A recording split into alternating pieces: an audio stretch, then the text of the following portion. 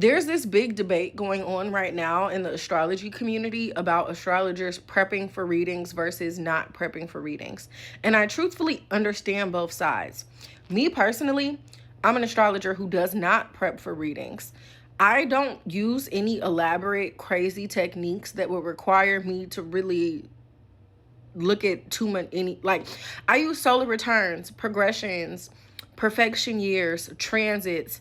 I don't really need to look at that too much in depth to give you a reading to answer your questions.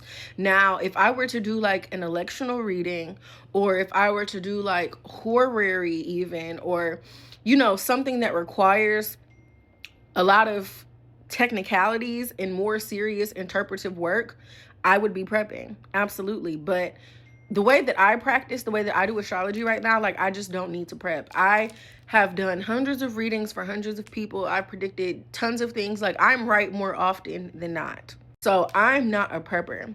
But I do completely understand why a lot of people prep, because if you are somebody who is, for example, like a Hellenistic astrologer, or you use medieval Islamic astrology, if you're using a lot of these serious techniques, hell yeah, you need to prep. But also with me, I'm an Aries. I got 4 planets in Aries, including my Mars.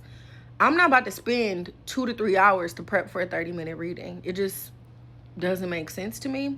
And if I were to do a lot more prep work for my readings, then I would have to charge more, because if I'm prepping for 3 hours, I'm not giving you a reading for $75. But then I think a lot of people would be pissed off, because it's like, damn, your readings are so high. But it's like, yeah, bitch, I'm looking at your chart for 4 hours before you even get the reading. Hell yeah.